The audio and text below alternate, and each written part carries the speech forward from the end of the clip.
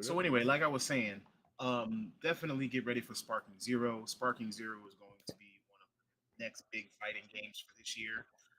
As much as I actually don't really dig into like the anime fighters, there's also another one coming out that because we haven't gotten a proper Bleach game, I'm probably gonna cop, but I'm thinking Mm. that it's gonna be early next year. That bro, that Bleach game that they've been showing is actually made by You talking is about it that NIS? rebirth the Souls games? These, Rebirth of Souls. Yeah, I yeah, think it's made by NIS. Mm. I forgot about that. I forgot that was It's coming not out. like your normal, Bandai fighting 3D. It's not gonna be a repeat of One Punch Man. If they have a demo, I'm definitely gonna play that first, though. I mean, I'll play it, but I'm probably gonna buy it. They even got that. They even I don't got know that about that. rebirth mechanic where, like, almost like a comeback mechanic. So I enjoy that a little bit too. But I'm sure it only lasts for a very short period of time. I don't know. Again, Maybe I'll watch you play it it's first. not done by the overarching, corporation that did like Demon Slayer. I know. It's And just we've been burned by so many anime fighters. we've been burned by Bleach. If you want me to be honest, the last Bleach game that came out on a major console to me, was Soul Resurrection. But the last good Bleach fighting game was the one that was on the 3DS. Not 3DS, the DS. Didn't play it. Well, for real, that was like a Yeah, traditional 2D they've fighter. done Bleach dirty, and being honest, I feel like all the games in the big three have kind of been done dirty. Like, yeah, there's the Ultimate Ninja Storm Yeah. games, but that's not what I want out of a Naruto experience for a No. game. Like, I want some more. Like, One Piece has gotten some decent variety. Like, yeah, One Piece Odyssey, that Fire turn-based Warrior. RPG, and the I Dynasty mean, you Warriors got games. Odyssey, you got World Red, you got Pirate Well, Warriors 1, 2, 3, and 4. Red wasn't that good, but Mhm. it was at least something different though than the Ultimate Ninja 3 Hi, and friendly My Hero. neighborhood Yeah. artist. Hey, Nigel. What's up, Nigel? Did we get? We didn't get a Bleach like Dynasty Warriors Yeah, type we did. game, did we? Yeah, that It was was Soul Resurrection, but it wasn't. It wasn't made by the same people. Like it wasn't made by Wu Omega Force. Mm. Didn't have the same feel. So I was about to say, like, that is like the one game where it's just like, oh yeah, that does make sense. Uh it kind of did. It kind of didn't because let's be real. When you watch Bleach, right? What do you typically watch Bleach for? The one-on-one fights. I mean, the story's actually good too. What's that? And they lead into the one-on-one One fight. fights. Yeah, So true. running through an army of faceless meh is kind of like If you just say they're hollows, it's like, okay, I they get had it. hollows and they had like the whatever the Arankar? the wrong Quick colors. Mundo, Yeah. Arankar, Gillians, whatever, they had all of that stuff. It just wasn't, it didn't hit. It didn't hit. And then how many of the same enemy you gonna kill? Like if you killing 1,000 enemies on a stage, how many you want to kill later? I mean, I still got the game somewhere around here. It I was a mean, if we're PS2 talking game. hollows, hollows have like actual classes. So Yeah. that makes sense to me why you The would see Jukas, more. the Gillians, the Yeah. Arankars, the Menos Grandes. Sure. Well, Arankars, you have to make through a special process though. We're talking about Bleach, the video game. So Bleach is an anime, obviously. It's actually considered one of the big three of anime, and we're actually talking about video games made for animes. Because as many have experienced when it comes down to movies, we've been disappointed by anime video games the same way that we have been disappointed by movie video games, such as Iron Man. Yeah, ain't no reason we shouldn't have had a good Iron Man game. Yeah. So anyway, let's move into, since we're talking about Cope games, let's move into our question of the day. But before that, I'm going to greet everybody. So anyway, good evening. Welcome everybody to Start Button Live. This is your safe haven for geeks, weebs, blurs, weebs, nerds, and just gamers as a whole. We aim to make a show that is actually approachable for people who are familiar with games, who are familiar with anime, who are familiar with the culture, but also we want to make a show that is actually comfortable for somebody to watch and they know nothing about games, nothing about gaming. We want you to be able to understand things. So sometimes I may ask questions that, you know, I know the answers to because I can't assume that you know the answers to. Anyway, I'm happy to have you guys here as a community. Again, I'm gonna plug this early just so I don't have Blicky on my back somewhere later. If you are not currently in the Start Button Discord, feel free to join the Discord. We should be able to provide a link to you at any time. If you want a link, just ask in the chat. We'll definitely send it over, and we'll also try to make sure that we include an invitation in our description once this video is posted for later. Anyway, here with me today we have Mr. Time Traveling. Welcome, welcome. We're happy to have you, sir. Happy to be here again. Of course, we got Hustle, who is always here. He is our regular. And then we have Raijin. What up? What up? And of course, I always give him a shout out, even though you can never see him. But our technical wizard, Mr. Loom. I've seen him a few Making times. sure that the show He's made some guest appearances. Yeah, exactly. He's done guest appearances, but when I say that you can never see him, it's because he's typically off camera. He's typically not being seen so that he can run and make sure that the show runs smooth. Loon is actually John Cena. If y'all didn't know. We want to make sure that everybody has a pleasant viewing experience. If he focuses his attention there, it actually makes it better for all of us. So anyway, I'm going to start today with the question of the day. Have you ever had a game that you loved so much that you just refused to stop playing it? Like, doesn't matter if it was good, bad, if it shut down. Similar to how Hustle is with the Crew. Well, I can't play the Crew now, can I? Smart ass. I mean, we'll get into something like that later. Game I love so much, refuse to stop.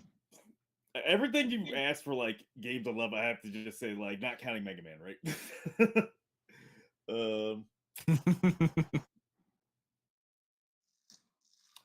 I don't know. There's I'll even get a little more specific and say something like a maybe an online game or a game that's not good. See, my taste is impeccable. So I play some shitty games sometimes. But it's got to be a shitty game that you can't put down, I guess.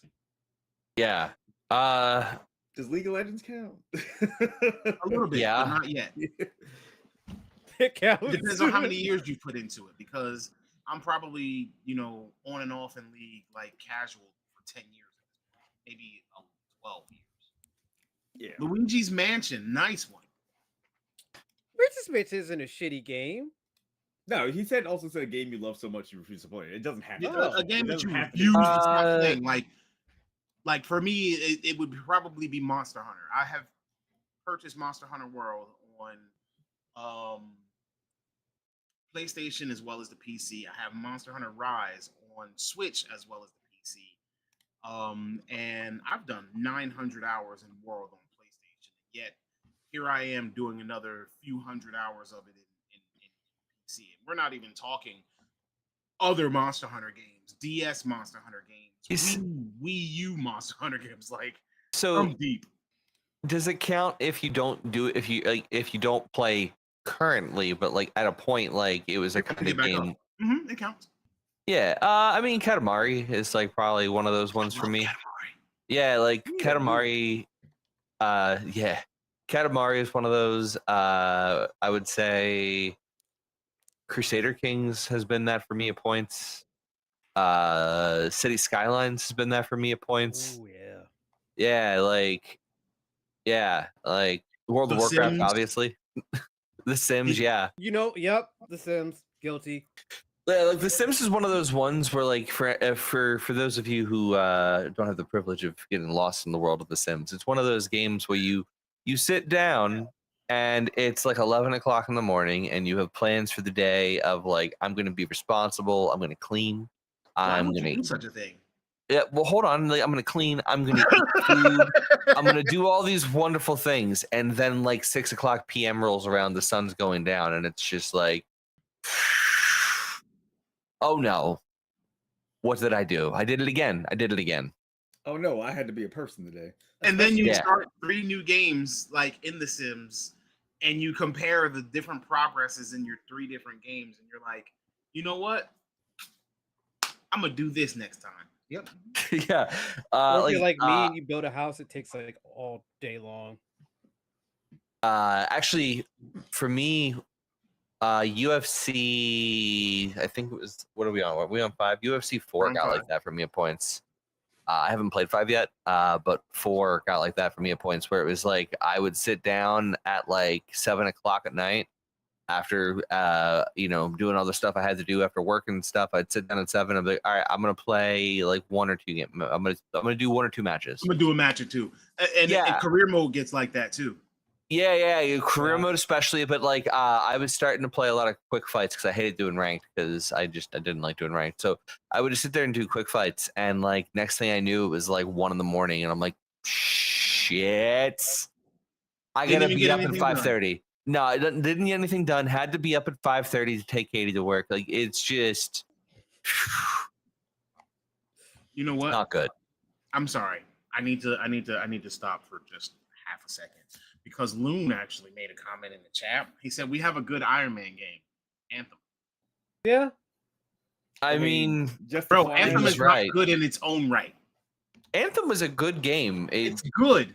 It's just Anthem widely had- known Anthem as had the- not being a good game. Anthem had the concept of being a good game. Yeah. Yes. I It had like the Anthem. concept. It I had the wouldn't stop concept of a good playing. game. that was another one. That was one of those guilty pleasures. 90 hours in Anthem. Yeah. I got like 60 hours in Anthem. Oh man. I got like 25, 30. Bad games like that. Freaking what is it? Conan?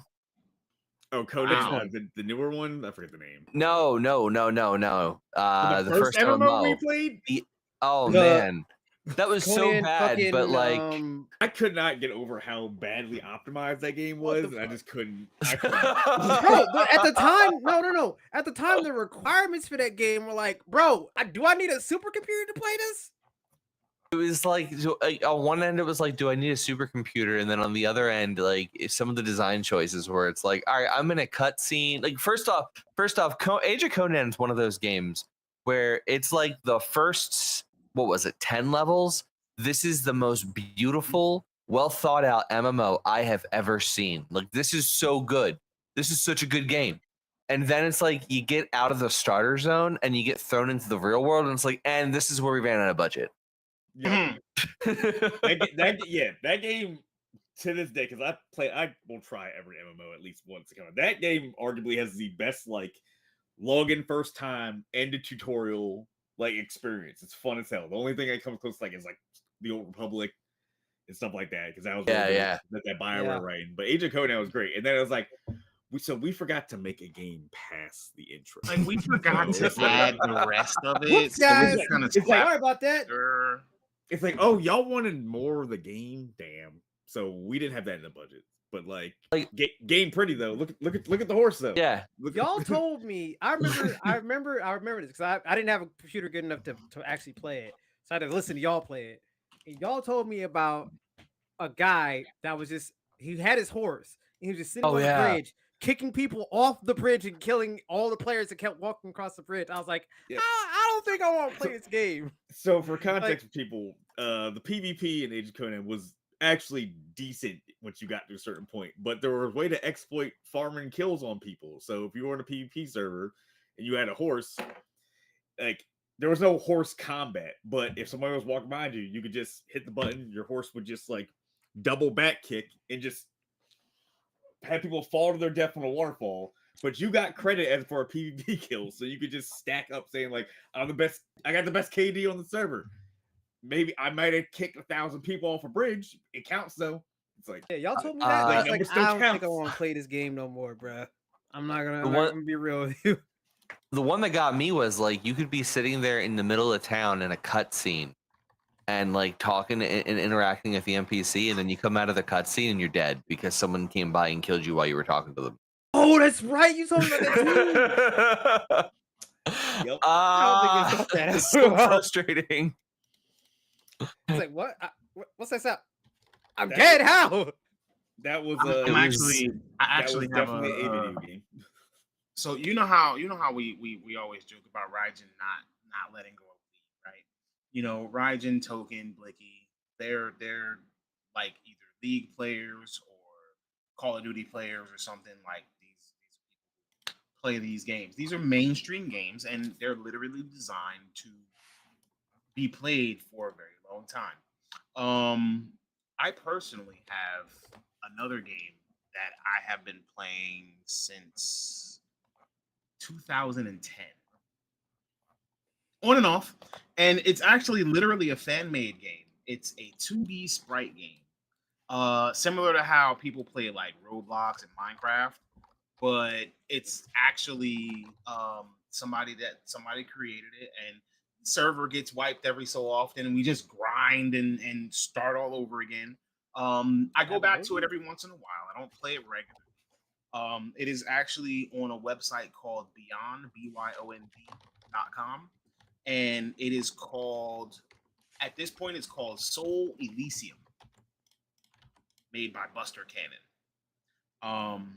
Yeah, it's one of my guilty pleasure games. Me and one of my boys, we started playing it a long time ago while Bleach was actually still running, and it was the only way at that time that we were gonna be able to like experience certain things like certain bankais and things of that nature, because it wasn't even out in like the manga yet.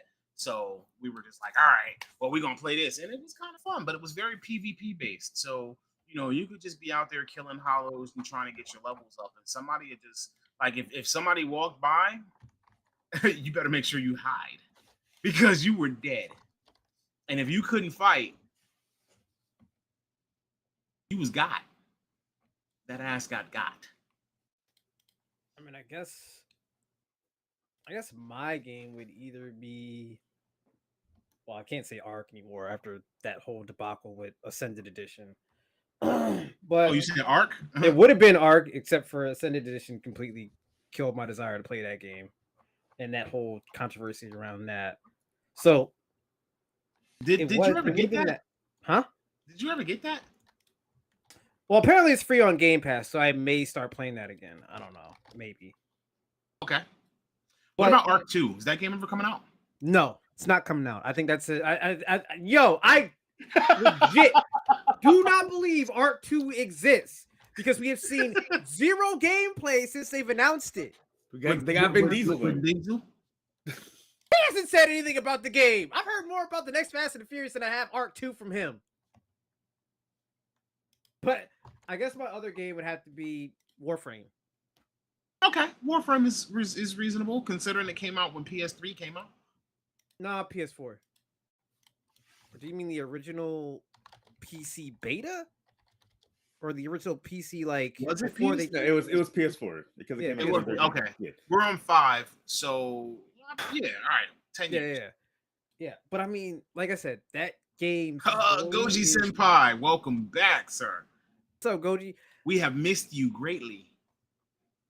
that game's story is actually really crazy. Like, it's got some of the greatest, deepest lore that I've seen in a game. I know you don't like the gameplay, Raijin. I What? know What? you don't like the What? gameplay. I was gonna say, excuse me, sir. Destiny might have something to say to you. I don't know That's what I'm has talking great lore too. about. I don't know what I'm talking about. Warframe's great. Doesn't put me to sleep at all. It's great. I'm just. Destiny had a lot of lore. It was just that a lot of the early lore was something that you In the had to go codex. and research online. Yeah, it was basically yeah. it was effectively a trading card game you had to do. If it's to not learn lore. in the game, I don't care. It was a cool. Star concept. Wars has a lot of lore. Now, how they did the lore was cool. only problem with the Destiny lore is that once you unlocked it, you had to log into the Link Destiny account website to read the lore. You couldn't just Yeah. Yeah, read it that's what I'm in-game. saying. And you had to go research Like, it online. why can't I just read it in game? Like, if I Yeah. want to go in the tower and just like look through stuff, let me do that. It's like, Yeah, Tone, you can't be saying that. Oh, Star Wars has a lot of lore. Yeah, and guess what? When I'm watching a movie or a show or playing a game, all that lore within that movie, game, or TV show is in that media that I'm watching. What was that time? I actually picked up the grimoire for Destiny in book form. Oh, that's fire. Oh, nice. So Goji Senpai actually made a good point. He said he loves Warframe. He just got back into it recently. But as someone who plays both Warframe and Destiny, like Loon does, he says that Warframe handled its lore way better, Yeah, but he cares more about Destiny's lore. and that's fine. That's my proof that for all the shit talking I do about Destiny and Bungie, I actually do care. Well, number one, a game wouldn't get talked about if we didn't have passion. Yeah, That's just first and foremost. The fact that we love these games and expect more out of them says a lot about us and who we are. So, if there's ever anything that anybody thinks, if anybody ever thinks that we're being extremely negative on something, especially when it comes to like larger developers, first of all, I like to give small indie games a chance if I can, if they're in one of my genres of interest. But if we're being harsh on a larger developer, it's because we expect more. We've seen better. We know that it can do better. they That's got the the main resources. that's the main reason I'm so bitter about Pokemon, because they have the resources to do more and just They choose don't. not to. They have the resources, but they're also working on an antiquated system at this point. That's whose fault is that? Not Hold on. Pokemon's. Oh, you I'm mean really the not blaming console? You mean the console? Yeah, I'm gonna say, man. Honestly, no, I I don't even know if I would give that a pass, because You're right. No, There I have been better looking we've seen games, but crazy they've had shit less on the in- Switch. We've seen crazy shit on the Switch from. But they're active smaller developers. games. Come on. Go ahead. I would say for games under Nintendo IP that have actually, tried to do something different and does well, Kirby and the Forgotten Wasteland. Yeah. That was great. I Didn't played play like any other Kirby game because they actually, like, you know what? Let's try and do something different, and it worked out. It sold Like great. Legends well, Arceus? so reviewed. here's a question for you, Tone. Do you not feel like this Princess Zelda game that's coming out is a pretty big departure from the Zelda franchise? I do. So that's going to be on the Switch. It's going to be from a company that has an established IP, trying Yep. something radically different. Yep. I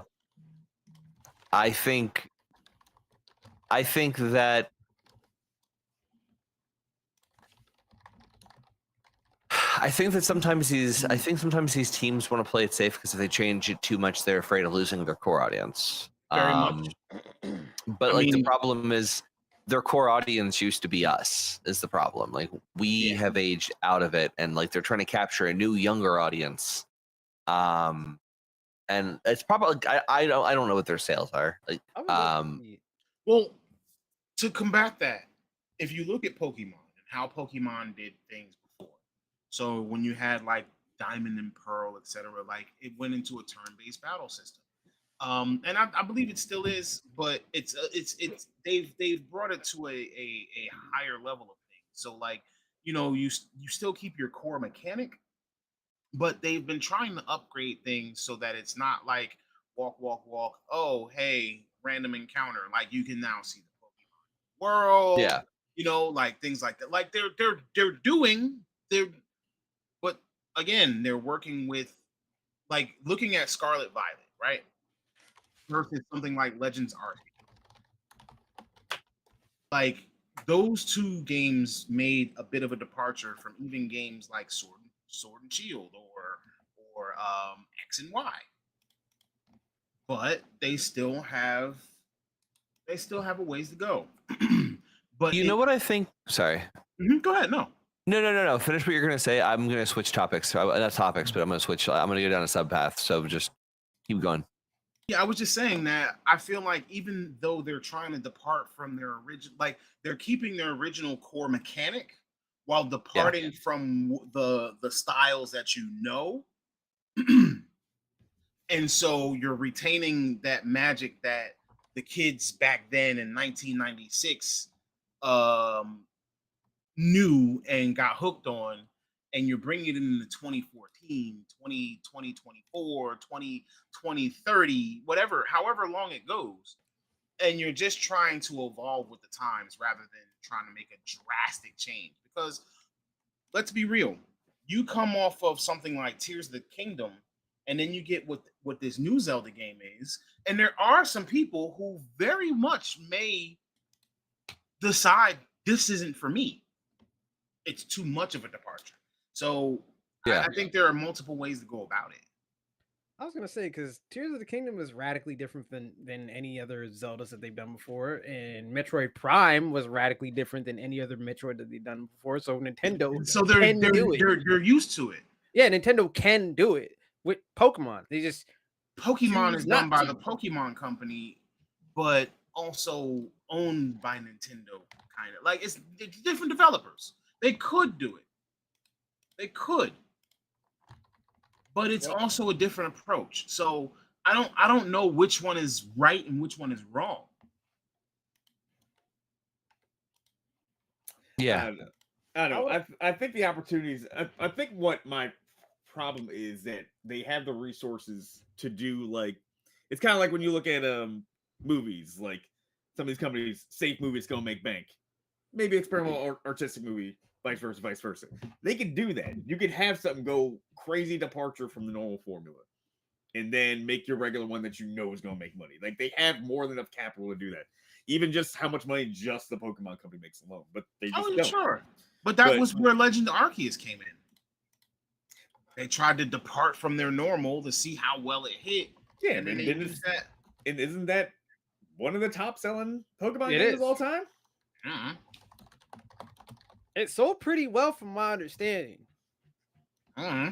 And one thing I would like to see is I'd like to see age demographics for these Pokemon games to see if the newer generations are buying them versus the generation that grew up with it. Like, what is the percentage of people our age that are playing Pokemon and versus people who are like, I don't know, like children playing current Pokemon games? Because I would think it's mainly adults playing Pokemon. I'm just going based off of the fact that like the things that tend to draw children to play games are usually things like Roblox and like Fortnite, mainly because a lot of these things now are like they're basically virtual sandboxes in effectively toy chests for kids to play with. Like you can do and create whatever you want in those games. I agree to a point, but like I think that I agree to a point, but I think that like Nintendo is still like if a parent is going to give their kid a console, I feel like the Nintendo console is going to be it. And yeah, parents who are our age who don't play games but used to play games, Pokemon is going to be a go-to. They know that they're going to give their kids. Like Pokemon is something that you're not going to parents get cursing and stuff like that. Oh yeah. And parents pass that love down. I mean, like one of the memes of our generation is when when there's a newborn, they have them pick between a Charmander, a Squirtle, and a Bulbasaur. Still, like that's still something people in our age bracket do. So I mean, I feel like Pokemon is something that's passed down. So I mean, I feel like to say that the primary audience these days is adults. I mean, you might be right, but I don't think so. I think that the primary audience is second generation, third generation Pokemon players at this point. And I think that like adults like us still play it, but it's not for us. It's not for us. Like Nintendo is for kids. first and foremost. Oh yeah. No one's gonna dispute that. I mean, Goji's made some really, really valid points in the chat. He said that Sorry, the I had thing to with catch Pokemon up. is that we've been asking for innovation for years, and they haven't figured out how to not only innovate, but they don't know how to truly modernize the technology. Then he Yeah. also said that now with the minor changes that Game Freak has tried, they haven't optimized them properly, so they kind of look half-assed, like steps towards true innovation. But honestly, Legends was actually more well received than Sword and Shield and Scarlet and Violet. And Legends shows growth and change in the formula that people who were spending money on, so that towards the people who were spending money on the games for more than 20 years. So I mean, all valid points. All valid points. I actually want to get into our first main topic of the night. It was actually, Wait. I just wanted to say one more thing before you go Go on ahead. to that.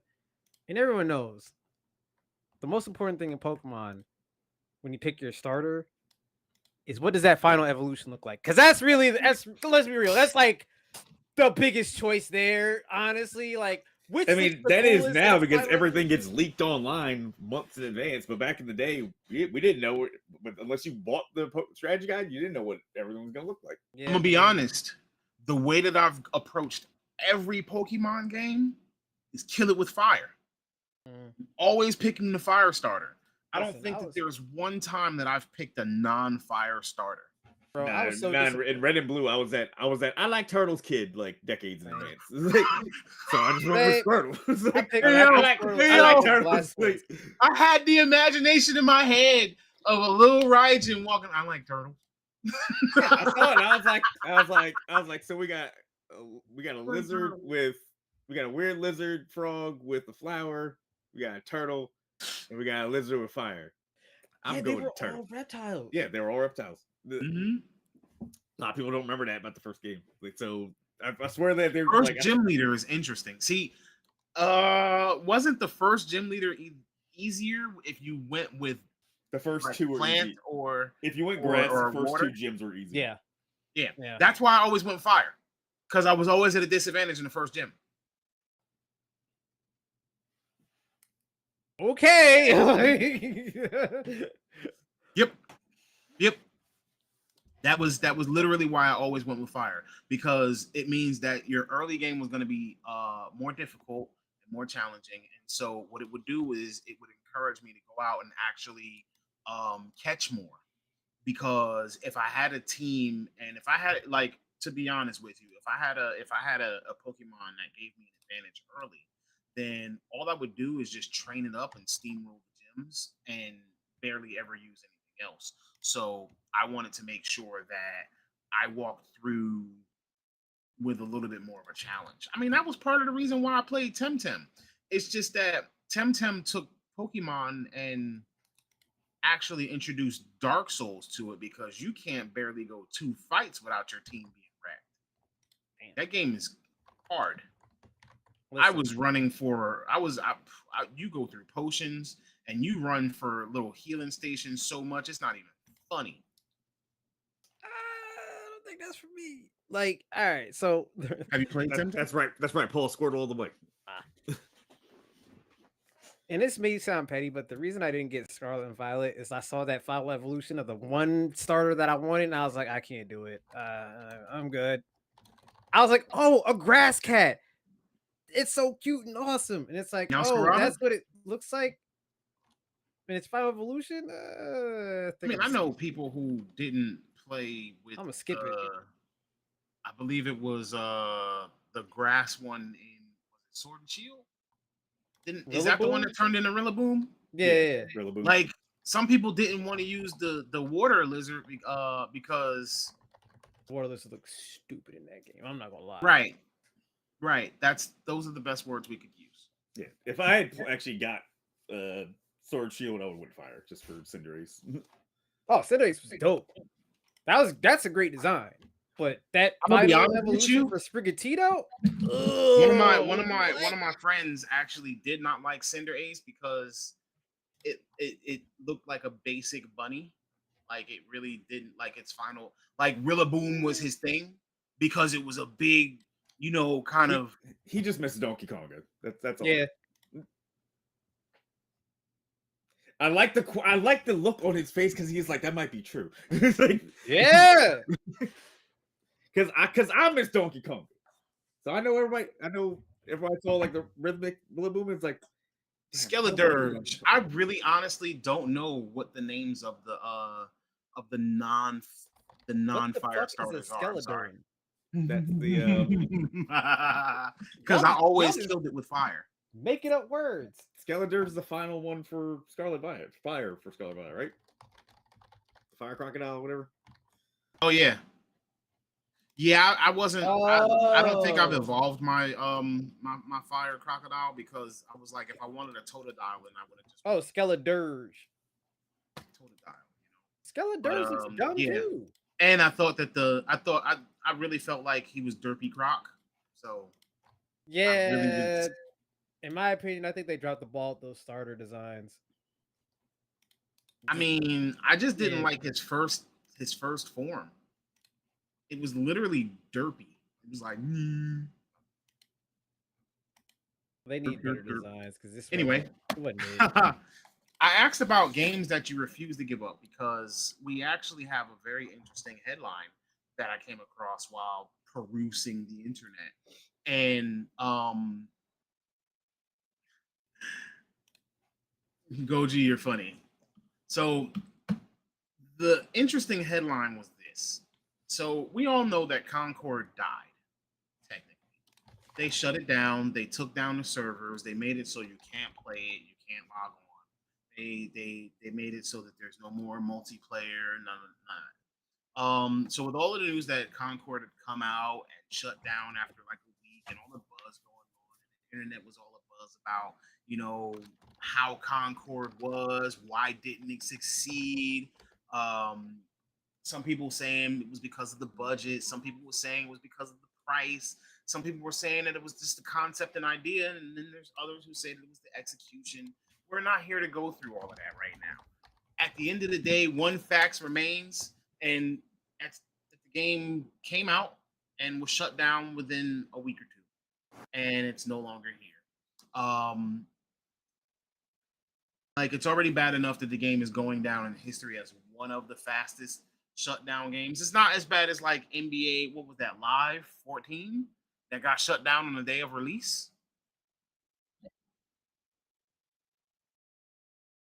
Yeah, it got shut down on release day.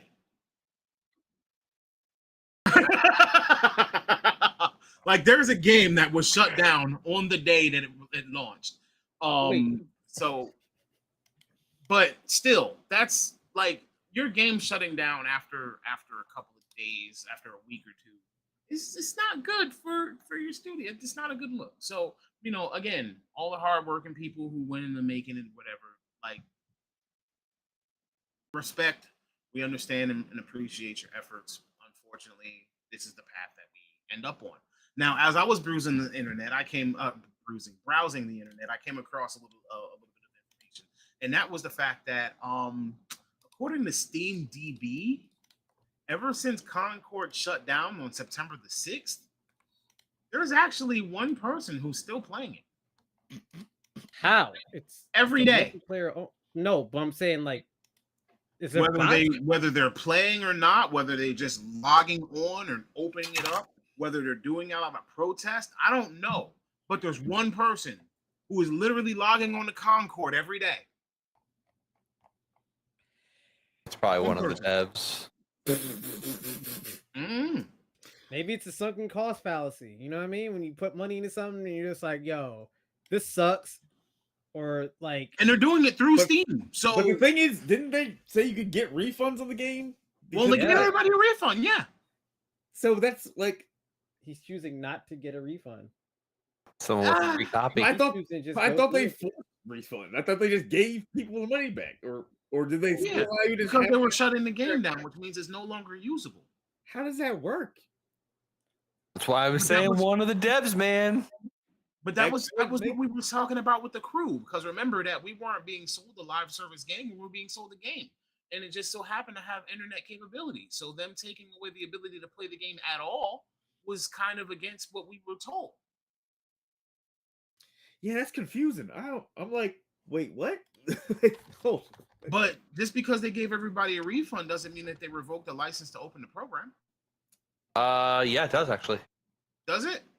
Usually, typically when games like, well, here's the thing. So I don't know how the full intricacies of Steam work, but like when there's other games that are just completely removed off, like when Deadpool got removed off like console, like digital stores, so you can only play it if you got the disc.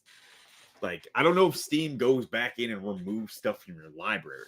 Nope, because I literally just played Deadpool like 2 weeks ago. right. Yeah, but they can that's- revoke your access.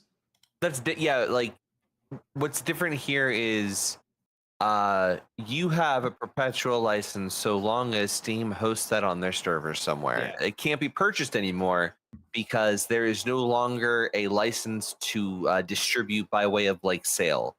You already have obtained a license for it, but So like the there's license for play is different from the license to distribute. yeah.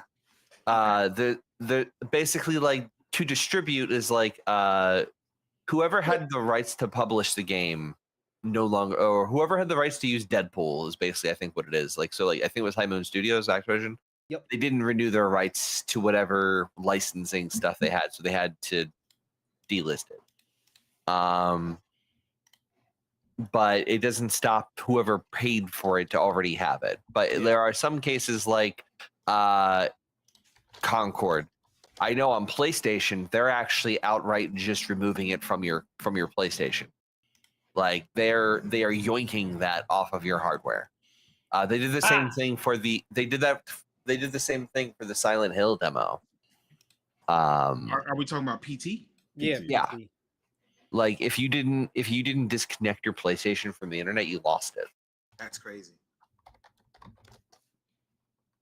That's crazy. Yeah. This is actually I believe the center of a lawsuit right now over in Europe.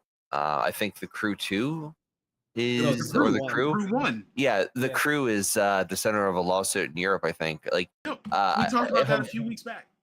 yeah. So like people are fighting back on this kind of thing. It's like this shouldn't be allowed. Like you can't call something a purchase if it's temporary. Yeah, that's a Right. rental at that point. Right. And It's a the lease. thing, At and best. when Yeah, a when we lease. discussed the Crew, it was because again, we weren't it wasn't advertised as a games as a service. We sold a game. And the game had a single Yeah. player. And revoking access because you shut down the servers. So revoking the right or the ability to play a single player game they felt it was wrong because that's not what we were supposed to be sold. Yep. So that's wherein lies where the lawsuit comes from. I'm sure everybody's updated their terms of service to move around that at this point, but you know, The problem in a lot of these situations is that the terms of service may not be enough to save them because the foundational part of it all is like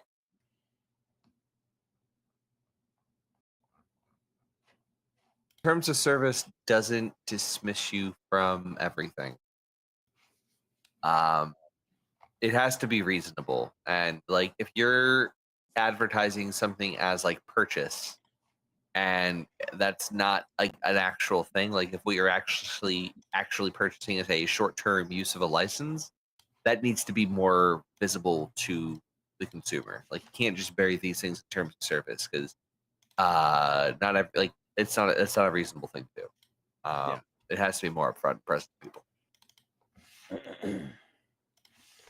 I kind of hate terms of services at this point. And not because Same I want here. to do anything wrong. with Same. any of the things that we're using. It's just that a lot of times it feels like if I don't agree to give up my personal information, or if I don't agree to allow my activity or my browsing data or anything else to be used and utilized however the company wants, I don't get access to whatever the product is when it might be the only product in that realm. And I understand you kind of gotta make concessions, but sometimes it just feels like they're too invasive. You know what I mean? Like those license agreements and user end agreements and things of that nature. And some of the things that they ask you to agree to just feels, if you've ever read one, like front to back or start to end, like they get crazy. I Yeah. remember way back when early versions of iTunes, people who did that scoured through the terms of use, and I don't think it's there anymore. But it distinctly, you can Google it. It said verbatim, "You will not use this software in the systems of development of any kind of nuclear weapons." It's like there's mad crazy shit in these terms of use sometimes, and it's just like, and it's also it's like, how am I going to use iTunes to make nukes? Is there something you're not telling me that iTunes can do in the background? It's like what? So Paul, that's actually a really good point. He said he regrets not grabbing a physical copy of Concord when he had an opportunity because some of the prices on eBay are insane. He doesn't actually know if they're selling though. At this point, Concord is a collector's edition. It's a I bet collector's you I item. could find it at GameStop probably. The physical somehow. Knowing GameStop, they've probably been pennied out and taken out of distribution. I mean, if you can find it, then grab it because, like I said, at this point, the physical copy of the game is not only a collector's item, but it's also I'm almost willing to bet that they're going to be destroyed soon. So, Damn it! I typed in Concord and all I'm getting is Jordans. I mean, I do want a pair of Concords. that is a whole different topic. This ain't Start Sneaker Live. Yeah, this ain't Hype Beast. Hype This Beast ain't Live, Hype Beast $100, Live. brand new, factory sealed What? for Concord. 100? Mm-hmm. That's still a little high. That's very high. That's a little ridiculous. People assign weird values and stuff that realistically It shouldn't have value. let's be real. Yeah, is it garbage? Sure, but it's also a piece of gaming history now. $200 for a So is it- promotional banner? So is ET. Hold up. ET is gaming history. Hold ET on on. Atari, Oh yeah, yeah, yeah, that's all gaming time. history as well. Sure. Hold on. $200 for a promotional Tom, poster you- for you talking? Concord. A poster. Oh shit! There we go. I was muted. Yeah, I was saying I don't know how you spend $400 million on that. I just Very carefully. I didn't play. I couldn't say. Apparently, you had to pay for makeup artists. I was like, wait, what? Huh? In a game that I don't actually see somebody's real face? I feel bad though. Like it's a shame the game that went the way it did. It had something. It had potential. Wasn't for me. Listen, when they first revealed that trailer, I You know was what else hoping so it was going to funny? be some Guardians of the Galaxy type of game. Oh, That's well, what I wanted. Time I That's could have sworn not it was what I like the got. game had something. Don't know what it was, but it had something. That's what I thought you. I- That's what I thought you. I I'm just wanted- not putting words in his mouth. I just wanted. I at mean- least an action RPG sci-fi Accurate. game. That's all I wanted. I didn't get that. I'm trying. I feel bad because it's like it's not funny. Like, it really isn't funny. But I don't know. Bad business. I I just agree, V. V-Tone said, I hate terms of service too because terms of service agreements help limit a company's legal liability. Yep. hell yeah. It just feels That did you guys hear about that Disney stuff? But No. Disney stuff. What they do now? It's over now. It's over now. It's already come past. But basically, so there was a couple that was at Disney World, Oh, and yes, there was a couple that was at Disney World, and they went to a specific restaurant because it was known to be good with food allergies, and they explicitly told the chefs, they told everyone, hey, listen, she has a real bad peanut allergy, I think it was. Ooh. And like, we cannot have contact. And they were like, listen, we assure you this is going to be fine. Like everything's like, we're professionals. So they sit down and they have their dinner, and now we have a widow in the form of a man whose wife passed away because of that meal at the restaurant because it came in contact with peanuts. Oh no.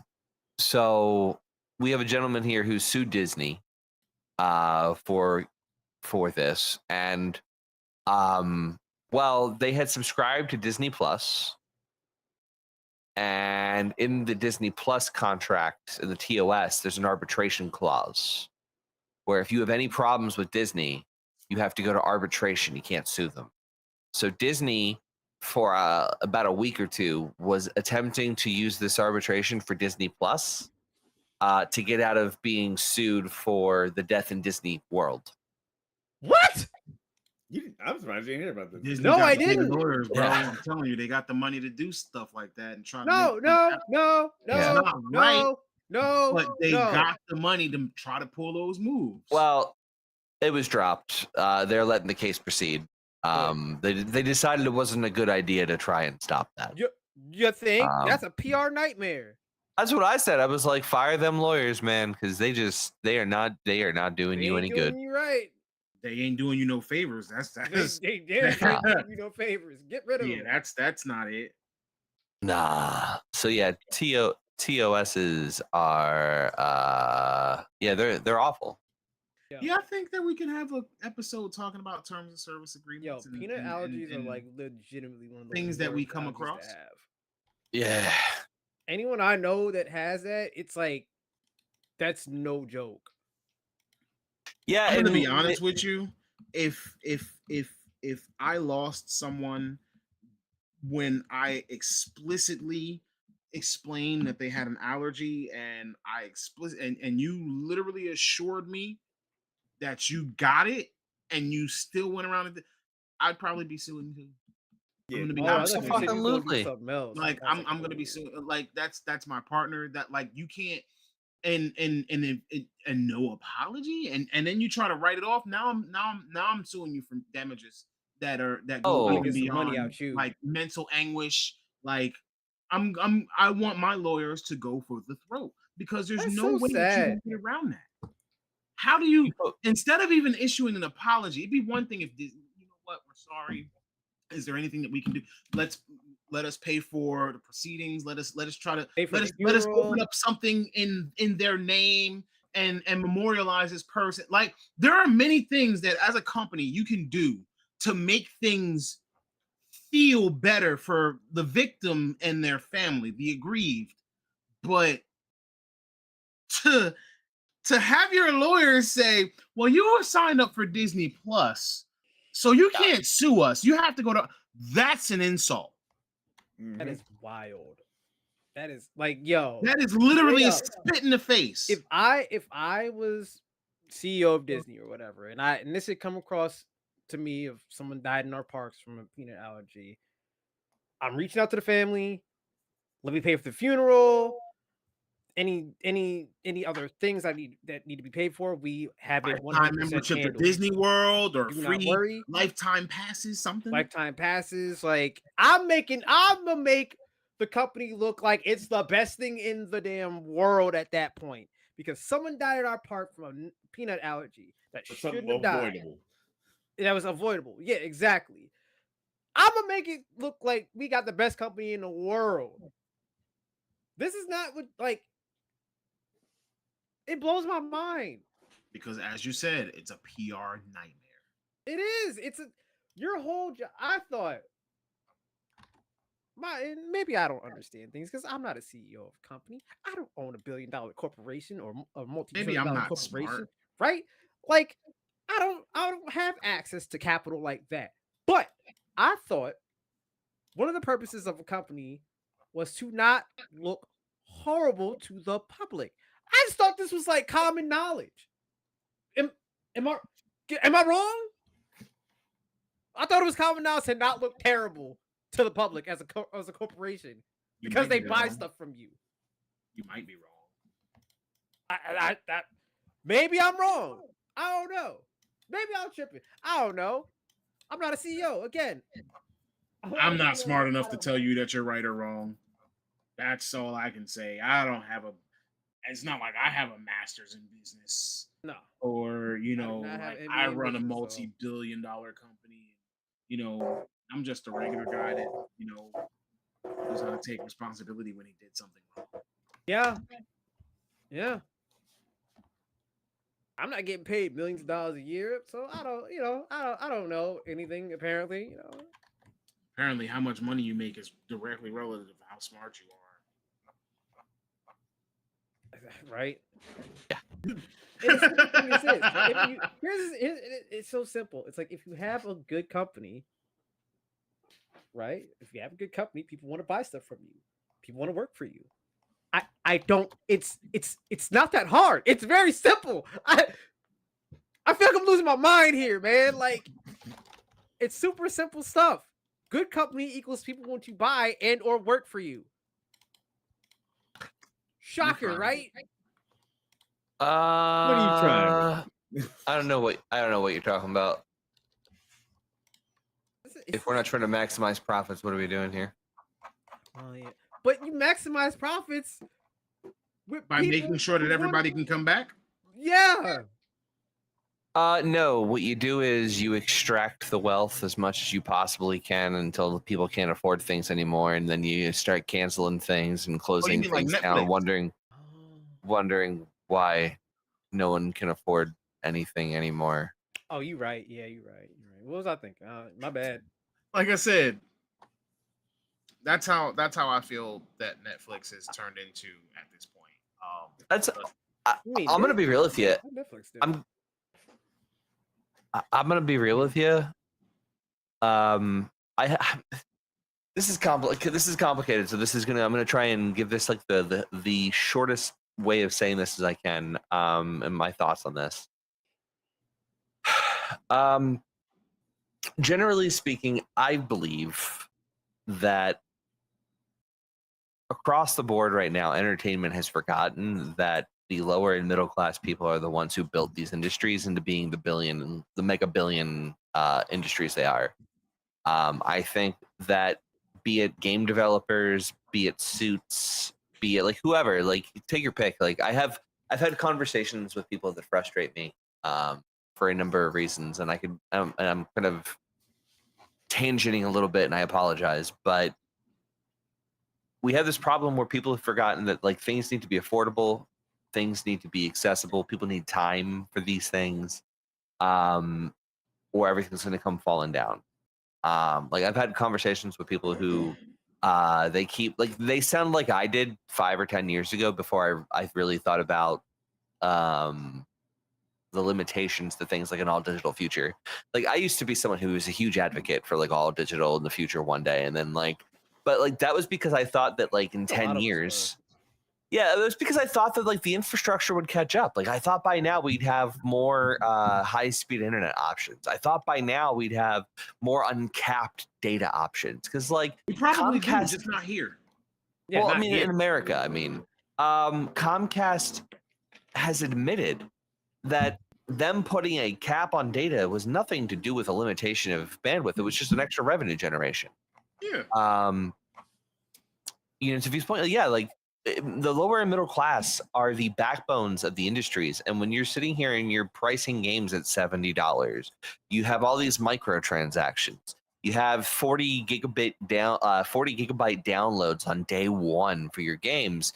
You're blocking more and more and more and more and more of the audience out from being able to play. And then you wonder why these games aren't hitting the audiences they should. You wonder why we're not selling enough. But then like the other flip side of it, these budgets are so big that we have to. Like we've forgotten how to build affordable games. You know what? I'm actually gonna use in that respect. I'm gonna use something that Hustle not only sent me, but Hustle actually made a video about, and that's the topic that games suck now. Oh, they don't suck now. No, Well, I didn't say games suck now. No, I'm just saying, like you made a video, and like people say that games are trash and games don't come out and they're not as good as they used to be, and this and I'm gonna be honest. completely honest, when you look at some of the presentation and some of the playability, the things that we get today, they by far exceed what we're comparing them to. Yeah. But rose-colored glasses. We tend to look at the past of gaming with rose-tinted glasses, and it's like I can look at a lot of stuff back now. I'm like, ooh, that did not age well. Like Assassin's Creed was the first Assassin's Creed was not a flop by far. No. But if you ask anybody today, oh, that was the worst, most boring one. No, it wasn't. It wasn't Nah. boring. It's on I don't his- think it's any on of his them YouTube. were really boring. Was it? It's not as good technically as the rest of them are, especially like gameplay wise. Like gameplay wise, it's a little one note and kind of like stiff at times, right? Especially like the climbing is not. I'm gonna be real. The climbing in that game is not good. All right, but let's also there be are- real. It was innovative because it was the Yeah. first of its kind. Yeah, it did some things that like no one. First off, the premise of it being that you could dig through your ancestors' memories and actually play as your ancestors because you have genetic memory in your DNA of like every single ancestor you have blew everybody's minds at the time. And it was Like, original. what It felt original. yeah, and I was like, refreshing. I was like, this is crazy. I don't trade in consoles. I don't trade in games. I traded in my entire PS2 and collection so that I could try to, hustle up the money to get a PS3. And my first game was Assassin's Creed. I agree that like games today, there are so many good games out there to play. I think that to say games are bad would be a disingenuous thing. I think a more accurate thing to say is less that games are bad. It goes back to the Call of Duty thing, right? Like what I was talking about the other week, where it's like each Call of Duty game to game, they're not bad games. They just feel bad if you've played all the previous ones because they're the same thing year to year. But like you loved it the first time you played it.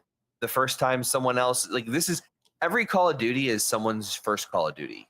Yeah. Right. And for every Call of Duty, like they're getting that amazing experience that you had for the first time, be it 10 years ago, be it 15 years ago, they're getting to experience that for in the same way, and it We're still getting that feels magic great. now. Yeah. Yes. Yeah, and it still feels great. And it's the same thing Um, with. And it's my bad. I didn't mean to cut you off. Oh, you're good. What were you gonna say?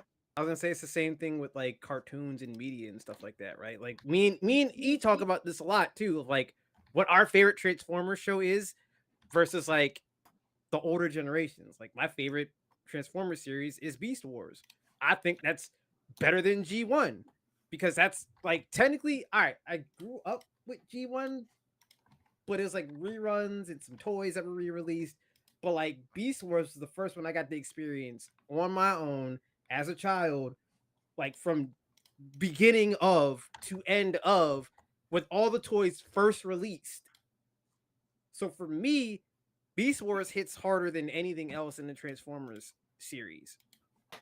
Goji's more than a gamer, right? Goji Senpai. Yes. Yeah. Yes. Yeah, he Yeah. brought up when do you remember when Infinite Warfare dropped and everyone screamed for boots on the ground? So next year they Mhm. dropped War 2 and everyone cried about how it didn't feel the same. Yeah, bruh. Oh my Remember god. Advanced Warfare, Call of Duty Ghosts, Call of Duty Infinite, all of those games where they try to go futuristic. Oh man, I don't want Yeah. jetpacks and rocket boots and blah blah blah. I don't want super I jumps love in my Call of Duty. I Now love you those. get World War II, and it's like, I'm tired of playing World War II. Like, give me something modern. I want a taste of the future. You can never make everybody happy. No, I like the Extinction So- War more than zombies. Yeah, yeah. I haven't Sorry. played Ain't Extinction. wrong. I need to play that sometime. Extinction was Oh. so good. I might pick up Modern War. I might pick up Black Ops, and Y'all picked it up. I have Black Ops. I was like, you just have it. Don't you? Hit me up. I do get it, but Game sometimes I Pass, get no? my some. Oh no. I have like a Steam copy, or not a Steam copy. I have a BattleNet copy. Oh, I got you. I was gonna say, but you have access Uh, to the Game Pass. Well, yeah, but anything that comes through Activision, I own. True. Oh yeah, true. Yeah. I mean, I'm gonna be playing Black Ops 6, so you know, I think Cool. everybody So here is. I'll make sure. I'll make At sure some it's all. point, yeah. But yeah, like I don't know, like so to the point of, what. So I was getting at is, it's just I think the bigger issue is that like Concord, it wasn't so much that it was a bad game. It was that like it was a game that took 7 years to develop, and they had no way of knowing that like by the time their game was coming out that there would be an Overwatch 2. They had no way of knowing that there would be a Valorant. They had no way of knowing that there was going to be a Marvel Rivals on the way. And they made some other compounding bad decisions of putting a $40 price point on it, to which acted as a gate to keep people out from wanting to try it. They couldn't get enough hype and interest because whoever did the marketing for it, it looked too much like Overwatch. And there were some other issues that I don't think were as big of issues, but they caused for they caused the neckbeard train of the internet to go nuts, for lack of a better phrase, for the wrong reason. If this was during like the birth of the hero shooter age, it probably would have done a whole lot better. To be honest, at the end of the day, I think it would have been it, because people would have paid money for another hero shooter at that time. But it's like 2024, you come out with a pay to play hero shooter that's $40. Yeah, when they didn't get that, because were the rumors true? They started the game development 2016. I think so. It was like 7 years ago. Yeah. So if they didn't get that game out by 2019, they should have just scrapped it, because at that point, hero shooters was well, that's what I mean. Hero shooters was your budget. Like, did you just scrap it? No. I think you either scrap it or change direction, turn to a different game. So here's one of the bigger issues, and again, so actually, I'm not going to say that definitively. In my opinion, here's one of the bigger issues I've seen. All right, so this is going to be a personalized example. I'm not going to use any specific names here, but just give you some insights at something I've seen recently, and I wouldn't be shocked if the Concord team followed a similar path. Actually, I can tell you that entire studio has followed a similar path. Not like definitively, but I'm pretty confident. So, Game Studio A opened up as a startup, right? I love Company A, Company B scenarios. Yeah, Game Company A started up as a startup, and I have a friend that went to go work there. Okay. My friend went to go work there, and it was this small team of like 7 or 8 people. And if I'm wrong, it was 12 people, but I think it was like 7 or 8 people. And they wanted to build their take on a Genshin Impact game. Right. Like that was their goal. They wanted to compete with Genshin Impact. They went and they got venture capitalist funding. Okay. And with that money, they went and rented a office space in Irvine, California. All right. Folks, again, this is all hypothetical, everyone. No, this is real. I'm not giving you names. I don't care. I don't have any. I don't care. No, this go is ahead. a story. Okay. No names we mentioned. We're fine. So they went and they rented an office space out here, right? Expensive ass office spaces out here. Like, think about how much I told you I pay for rent. Now imagine an office space where they're charging you by like square foot, right? So they went with 8 people on their team, rented this huge ass office space, again, for like 8 people. Because their goal was to ramp up to having about 100 people over the next like year and a half, 2 years. They didn't even have a vertical slice yet, and they already had all these different plans. And venture capital eventually backed out of it, but like this is what I see studios doing all the time. Like before they even have like a concept, before they have a team, they're going out and they're spending money on office spaces to try and be professional. It's like mother effer. Like part of going indie is to try and scale down and not be the AAA teams. It's to try and be like these small, gritty teams. Like if you need office space, that's fine. But do you really need to have like this big office space and They like have a this? concept of a plan. Yeah, that's basically it. And it's just like, hold on. So your company is dependent on someone not changing their mind and pulling their money out? That's what your plan is. Well, they changed their mind, they pulled their money out, and they no longer exist, which is why I don't mind telling the story. As our parents would say, they were counting their chickens before they hatch. Well, yeah, even and- if you don't count all your chickens before they hatch, so all right, for example, there's a company that we are relatively familiar with, Annapurna Interactive. Every single employee has actually resigned. When was this? This 3 week. weeks ago? 2 weeks Oh, ago? I thought it was a couple. I thought it was Holy either this shit. week, last week, whatever. Every employee resigned at the same time. Yeah. Wow. Because they couldn't come to an agreement with management or with the higher ups. It was a small studio, but they're the people who brought us games like Stray. Yeah. Well, they're also a division of a movie studio too. Well, so there was conversations about them being spun off into their own separate thing. Oh. And I don't know if that's what they wanted or not. Like, I don't know the full details, but the negotiations weren't going well. I think they wanted to be spun off into their own studio. And the negotiations weren't going in that direction, right? Yeah, so they all quit because they didn't want to work underneath the movie studio anymore. Yep. Well, Every single one of them resigned due to a failed negotiation. I can see that happening and them deciding to form their own studio after that. Yeah. Yeah, probably. I don't know what the They're labor very laws are. talented people. And it was it was like 12, 15 people. You know, they cranked out some really, really, really good games. I don't think telling you. best games. I'm telling you, like if I were to start my game studio, if I were to start a game studio tomorrow, right, with the intent of eventually trying to build up to being a Blizzard, right? I wouldn't immediately start off trying to be a Blizzard. Like I would start it with the understanding of this is going to be a 20, 30 year adventure to get to where I want to be. And at minimum.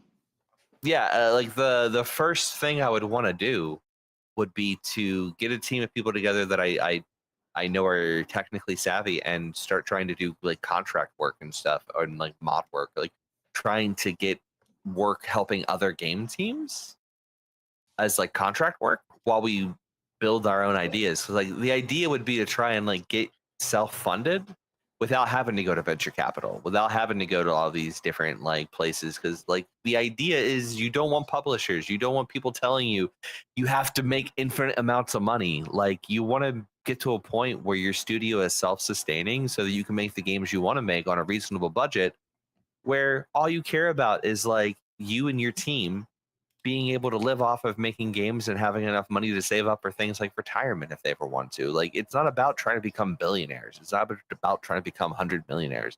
It's about trying to make fun games, make a living off it, and not have to work until you're dead. Yeah. I agree. You know, why make billions when we can make millions? Millions. Oh. Look at Manor Lords. That was an 8-year project by one guy, APOC. Yeah. And before that, Banished. I'm trying to remember what was Banished.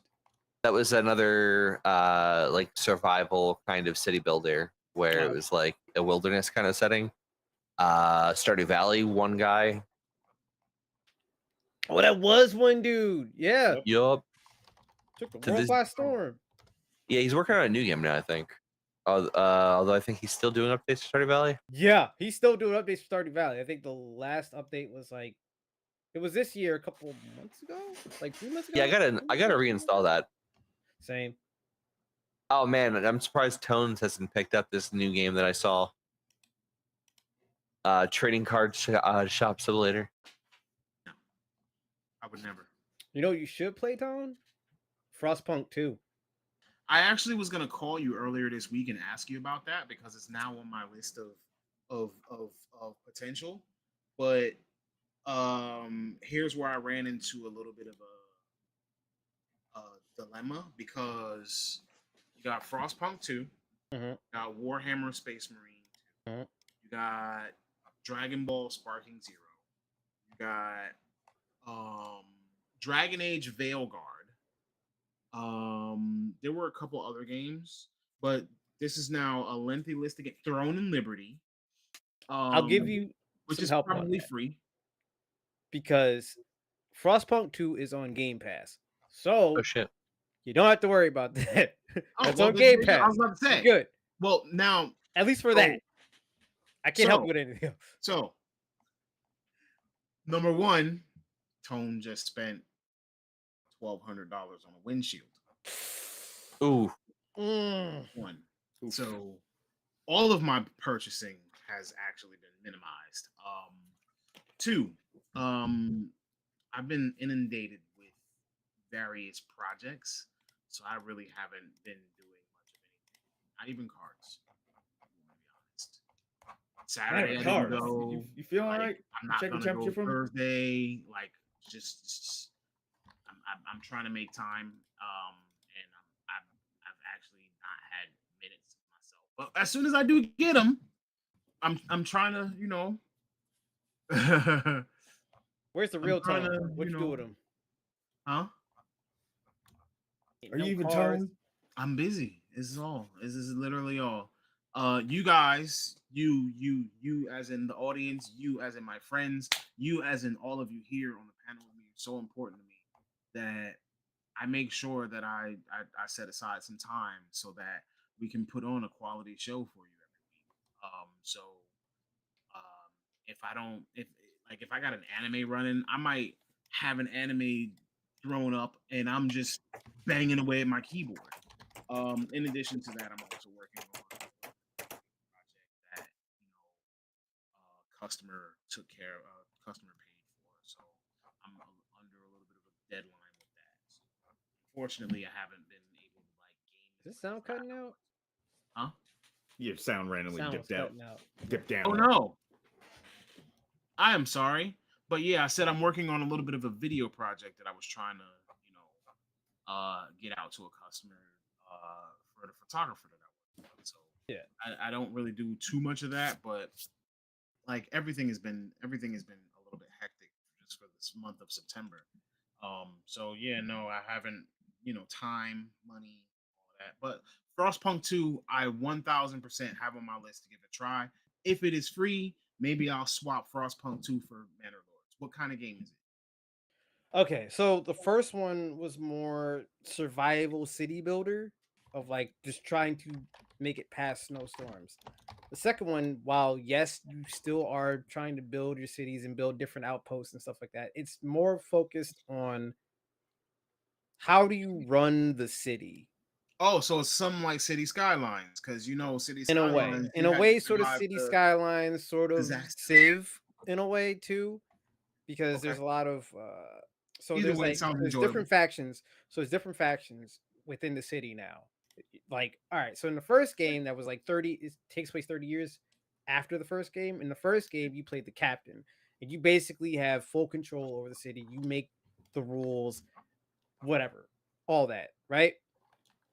In Frostpunk 2, however, you play a new character called the Steward, and now all the decisions are voted on with a council of over 100 people from various different factions.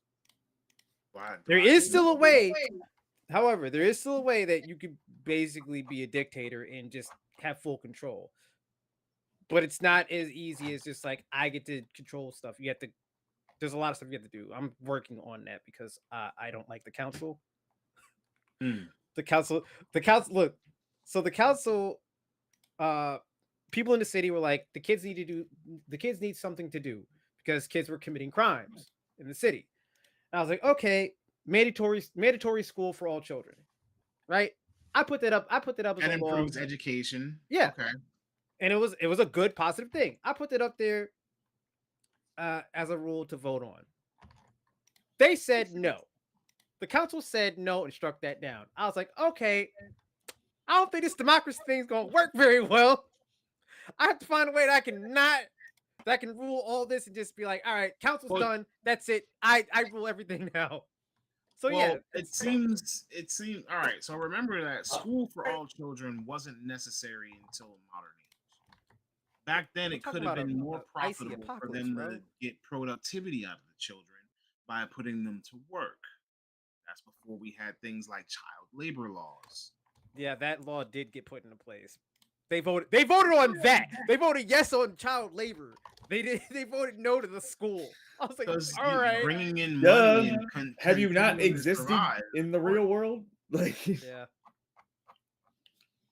So you got to think of it from like a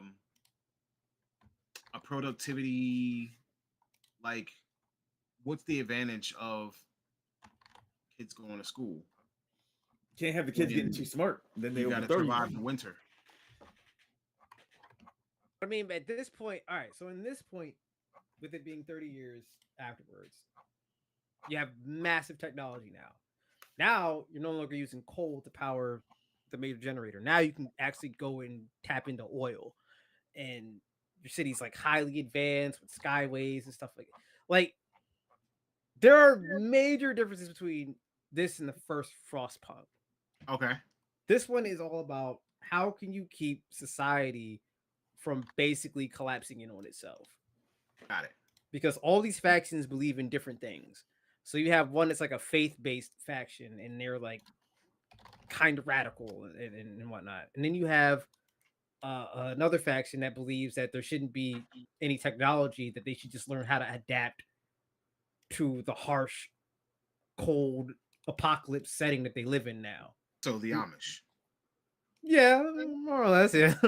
And then you have another You faction. said no belief in technology, so that's the first thing Yeah. that comes to mind is the Amish. And then you have a more technocratic, faction as well too, that believes that, well, we should just embrace technology and try to evolve ourselves from that. But then also those factions can splinter off into other factions itself. So like the one faction that wants to adapt itself basically turned into like libertarians basically when they split off, so to speak, where they're just like, well, now we decided we want to make a merit-based system. And it's like, all right, but you have to figure out how you can keep all these factions happy, because if one faction gets too displeased with you, they could end up protesting, Revolting. uprising, and revolting. It's actually a really great game. Like honestly, like I recommend anyone that likes playing city builders, things that have political intrigue and make you kind of think about things, play Frostpunk 2. It's a very different pace. You don't really worry that much about like the winter storms like you did in the first one, because oh my god, the first one was so brutal because of that. This one is more like, I want to say laid back, but I think it's more forgiving, because it's really focused more on how does a society after an icy apocalypse survive. Somebody get this man out of here. What? APOC. Oh my god, dude. Really quick. That's where the military police come in. I mean, I've already started building military police. Jesus Christ. Anyway, Listen, that council thing pissed me off, and I was just like, all right, ain't gonna be much democracy for very long with me. I understand. I'll definitely download it and give it a try. I never really got fully into Manor, so I'll probably put that in its place. I also have a couple of playtests just to make it more space. So I think that's a good thing. I also think that just so that, because we mentioned lawsuits earlier, and we don't have much time left, we're gonna jump right to this. Netflix, but we did mention Disney in their lawsuit. So one thing that I wanted to actually say before I get there though, was Sony's state of play today? Yes, it was. Yeah. Did we get good stuff? I gotta go back and watch it. I've been quite busy. Yeah. I didn't. I think we got some good stuff. I know that we got a announcement for a release date for Monster Hunter Wilds. February And that is 28th. February 28th, 2025. It's on. Baby. It's so on. soon. It's on. I mean, it's not soon because I mean, think. still Look, gotta listen, wait, like, listen. 5 months, but still. We're about to go by really fast. All right. The coolest things from the trailer with obviously getting the release date for Monster Hunter Wilds. We got a new trailer for that. Some more game in-engine trailer. Flagship monster as well too. Yep. Astrobot's getting free DLC in a couple weeks, which is cool. That's another game I gotta buy. What else we got? There was a new game coming out. That looks really good. Hell is Us. That looks crazy. It looks like a kind of postmodern. It's like I love it because it looks like a Souls-like, but the combat system doesn't look like that crazy. Like you're gonna get your ass whooped all the time. Souls-like. It had a really cool look. Not Wukong. And the setting is insane too. Yeah. It's like They announced post-apocalyptic, I think. They I wanna announced a say. new Metro VR game. It's cool. They showed the new DLC for Shredder's Revenge. What else we had? Lunar 1 and 2 from PlayStation 1 are getting remastered in the collection, which is dope for old school RPG lovers. And then they showed some more stuff from Horizon Zero Dawn remastered. Confirmed you only gotta pay a $10 upgrade to get that one, which ain't bad if you own the original one. So not the worst thing, but they ended the show showing the sequel to Ghost of Tsushima, called Ghost of Yotei. Sequel to Ghost of Tsushima. I think I know somebody who's going to go nuts for that game. I'm gonna play the hell out of that game. Same. But no, they we joked about it a little bit Discord, but they confirmed female protagonist takes place around 300 years and some change after Ghost of Tsushima, so it's a different era of Japan. Okay, it's like 1600s. It's a different period. Yeah, 1600s in around Hokkaido. And 1600s. Okay. And they did show that there's new stances of weapons. Since the times change, you got musket, you got dual wielding katanas. Oh yeah, you do and get shit. musket. And it looks like you may have like a wolf companion. At least that's what the would that be the Edo period? No, that's the wait, is it? Edo period started 1603. Yeah, it'd be right when the Edo Oh, period it's the started. Edo period. Okay. Goddamn weebs, but no, and it looks like you may have a wolf companion as for potentially quick kills or in combat and stuff like that. They didn't show any gameplay of the wolf or you fighting one-on-one. I think they're trying to save that for the next big event. But I'm interested. Ghost of Tsushima 1 was a masterpiece. I mean, we got my money. Tokyo Game Show coming up, so we don't know. We could get more information at the Tokyo Game Show. In speaking of the state of play, the Tokyo Game Show, I actually wanted to transition, and this is actually leading into that transition because, as we know, at the beginning of the year, Power World was a huge hit. It came out of nowhere. It blindsided all of us. It was a bigger success than we anticipated, and we for sure gave them their kudos. And we said, you know what? It's for you. It's for you. You know what I'm saying? They hit whatever it was that people were looking for, and they took advantage of the ideal time window and a well put together game. I guess I don't really know. Quick Power World slip in. They confirmed you can download Power World on PS5 today. Yep. That was exactly what I was gonna say. Yep. We had news upcoming that Power World was going to be released on PS5, and everybody was kind of anticipating that with the Tokyo Game Show. We either knew it was going to be at the State of Play or it was going to be announced at Tokyo Game Show. At least that's what kind of the rumor was, a buzz around the industry. And I'm not in the industry, so I really can't tell you what the rumor was, a buzz around the industry. So take anything that I say with a grain of salt, because I could be lying to your face. But I'm in the industry. I couldn't tell you anything either. But I did actually hear that there was rumor upcoming that Power World was going to be announced for PS5. But on the opposite side of that, with that upcoming and with Power World being the big success that it was and as big as it had gotten, there was also some bad news for the developers of Power World, and that was the fact that we have received confirmation that a lawsuit has officially been filed by Nintendo for infringement upon their properties. When we first received Power World, it was known as, Pokemon with guns. If you don't know what Power World is, it was essentially a survival game where you go out, you build a base, you use these devices to catch these pals that are roaming around in the world, and these pals can be released at your base, and they are going to build your base, not build your base, but they're going to maintain your base. They're going to farm different resources for you. You can use them to battle and fight other pals in the world. But you also can get weapons and fight yourself. Yeah, like, Guns honestly, and bows and arrows and things of that nature. So it's more Arc than it is Pokemon. right. It's not really Pokemon, but again, we on the surface, because we take the basic essence of what we know, and we just called it Pokemon with guns.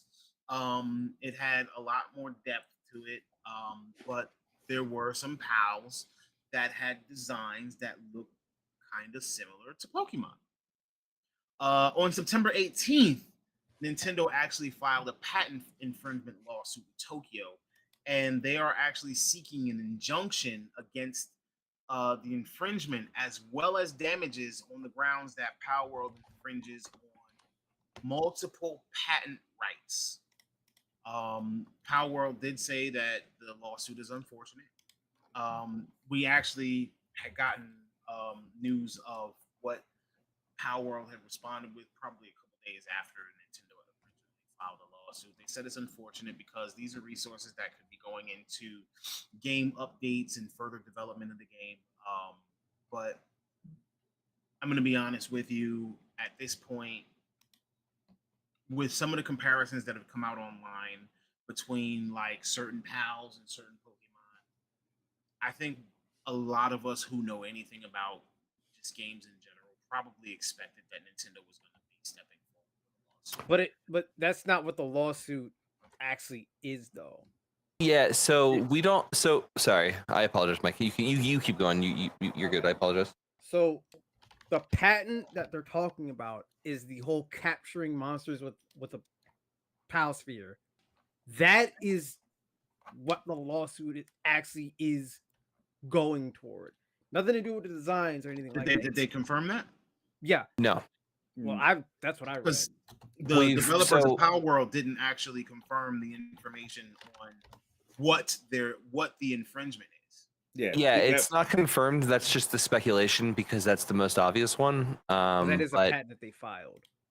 Correct. It is, but there's been no confirmation beyond because I remember it says for multiple patents, but obviously we're not going to know the details of it until the court case actually starts and they at least ever list the patents. But people are just going through the Nintendo patents to see what they have that's close or could be in the ballpark.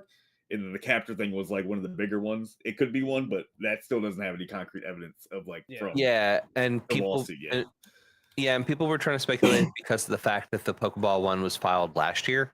That would weaken Nintendo's case, but apparently that was.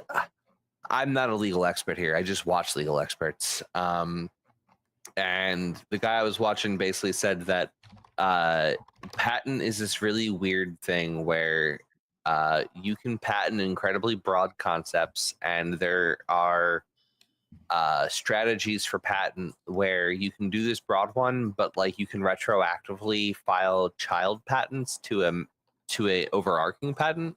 Yeah. And because you had no way of knowing at the time of the original patent that like you were going to need a patent for this other thing. So the Pokeball might potentially fall under that. And then also apparently Japanese patent law is different than American, from my understanding. Law is different even from state to state, isn't it? No. So yes and no. Basically, as I understand it, there's a international treaty that people follow for patents. Like there is like an international standard for patent that countries are signed into, and Japan is one of them. So patent copyright functions different country to country, Right. but patent is subject to treaty, and basically, so like Japan operates similarly. There's going to be some nuances probably, but generally speaking, they try to operate the same everywhere with patent. Like even China is signed on to patent. Like Nintendo won in all places. Nintendo won a patent lawsuit. No, I think Nintendo won a lawsuit in China of all places on like patent or copyright. But yeah, so but like China is part of this. Like there's like a centralized place for patents. Apparently, it's actually really crazy how different patent is from like everything else. So Power World could potentially be boned depending on what it is. Just going to be what kind of case they can argue. The problem for Nintendo is they waited until the team who made Power World actually had money. Yeah. So now they can afford to hire lawyers that can fight back. Yeah. They didn't make this move immediately when they felt that the patent was infringed, or they made this move now, almost 9 months after the game was released. And it's funny too, because like they originally, when it first got released, they originally were like, no, we're not pursuing anything legal or anything like that. They said we're monitoring the situation to see if anything's That is getting accurate. infringed. But the thing is, like, I don't think I saw some. I'm kind of stealing idea from some other like people who can speak legalese better than me, but it seems like what may happen is that there might just be some like restitution getting paid into if they are successful. Well, they are seeking damages. Yeah, like I don't think Power World. I kind of agree with what I heard. Like I don't think Power World's going to shut down unless they can't afford. Well, they still have to correct whatever the patent infringement is. True. Yeah. But I don't think Power is going to potentially shut down. But unless they lose a lot of money to you guys as well as to the audience. Like, what do we think is going to become a Power World? This is a fight with Nintendo. I mean, all they have to do is change the mechanic on how they capture monsters. Like that's it. Like, and they'll be fine because it's specifically a ball that like has a hinge. I think is what the patent was. We'll see what the other patents are. But I would imagine the simple answer is they take it off of being available to play for a little bit while they fix the issues. They lose a little bit of money, and have to pay Nintendo whatever damages they feel they were incurred, whatever a judge says they would what it is. Well, I think that's where my real question was, is because Nintendo is known to, seek damages, and those damages could be large. It's the company, and they made them. Could be. Who knows? It's such a unique case in my experience. It could go either way. I don't know enough about law to have a real opinion on it. I mean, I could see get all that damn money to not do a damn thing with Pokemon. I mean, I could see Sony stepping in because Pocket Pair and Sony are in a partnership, I believe, currently right now. Yeah, Power World just is on PS5 now, so. Yeah, but they did enter a partnership because I think Sony was going to help them get out like different Power World type media. If I remember correctly, could you imagine let me look that up. Sony jumping in and saying, "You know what, little buddy, we got you. I can see it happening, considering Nintendo is literally the reason why the PlayStation even exists. It's called petty. Pocket Pair partners with Sony to promote expansion of Power World. Yep. So they have partnered with Sony to expand upon Power World. I mean, that just means, it doesn't necessarily mean that they're in a partnership. They've partnered with Sony. And but I mean, at the same time, too, if you're Sony and this is a potential moneymaker that's possibly fucked with your mortal enemy, you're not going to be like, hey, hold up there, big dog. Pump your brakes, kid. Let me get involved. Let me hold on. You fucking with my moneymaker here. I mean, I wouldn't put it past Sony. I'm just saying. I wouldn't put anything past anybody at this point. Yeah, we're talking money. Yeah. I unfortunately agree. Like Oh, Nintendo. nothing is too Clear my money, too it's like clear my anything emotions. too high, too low in order to like be one of those reasons. Like I could see Sony and Nintendo going in a full out battle over something like this. I could see Oh yeah. Sony and Microsoft going into a full out legal war over something that we would consider stupid. So yeah, I don't put anything past anyone at this point. Let capitalism be capitaling.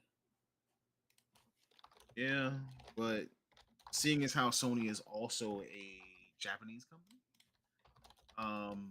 like on the upper end of it, like I just, I don't know, anything could happen. So, what other aspects of Pokemon do you think? What aspects of within Pokemon? Power What? World? What other aspects of Pokemon do you think was like within Power World, kind of like if you had to guess besides a Pokeball? I could see them going after some designs because some designs are kind of close to some Pokemon. Yeah. Like yeah, that- but I that's don't like- think design doesn't fall under patent though. Really? doesn't it? I don't think so. No. I believe like that. thought- I don't. Okay, well, we got the interwebs. Design would fall under copyright then. That's what Yeah. I thought. If you could find the patent though, like I feel like design is a copyright thing typically, and then like really like patent is more about functionality. So like riding an animal, right? Like being able to use an animal to surf. That would be a feature. That would be something that's patented. I think you can fly. Yeah, you can ride and- cows. If Yeah, Google you can ride. You can if definitely Google ride. AI can be trusted, it says you can patent designs of characters that are new, original, and ornamental. A design patent protects the visual aesthetics of a product, including its shape, pattern, texture, or overall appearance. Oh, You can also protect a character's image and name through trademark rights. So I would assume every single Pokemon is trademarked in some kind of and potentially design patented. But the thing is, it's like they would have the thing is like they would have to prove that. you would have to prove intent. Like that's also where it gets in. Like you also have to prove intent of like knowingly like stealing the design and patents too, or infringing on patents. And then I would say let's say like Nintendo were to win said thing over that, right? Then it's like, okay, well then wouldn't they also go after Temtem, Cassette Beast, all the other games that are there's a game that I'm playing right now on Game Pass that's basically Castlevania plus Pokemon. So the difference is that Google AI was wrong. Okay. It looks like I apologize for cutting you off. So what I'm seeing here is from I have no idea how reliable this website is, mind you. Although the image of a character itself cannot be protected by a design right, a design application can be filed in conjunction with an article of goods that uses a character. like Pikachu being on. Yeah, Yeah. Huh. Okay. like Pikachu T-shirts can be patented, but like Pikachu is like a character design can't. But that's where like copyright law comes in because a patent. Trademark Patents- and stuff like that. Yeah, copyright is more to protect like intellectual property. Patents are more designed to protect proprietary like design, like not designs, but like blueprints and stuff like that. It's like an idea. It's like the function of like a medicine, the function of like vaccines are subject to patents. But like the branding of like Moderna or whatever, like that would be a copyright. Or Pfizer, that would be copyright. Like Goku, like the mechanics of a Dragon Ball game of like Goku turning Super Saiyan, like that could be patented. Like Nintendo apparently has a patent for the concept of waking up, being encouraged to wake up and play the game.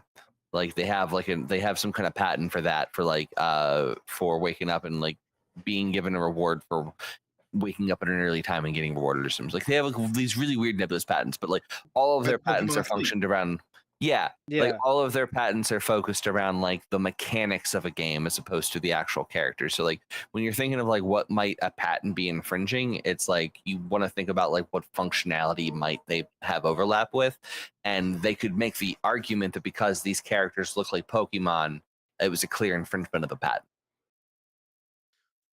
True. Now, if that's the case, then doesn't that set kind of a new standard? Like Souls like, Pokemon like. Yeah.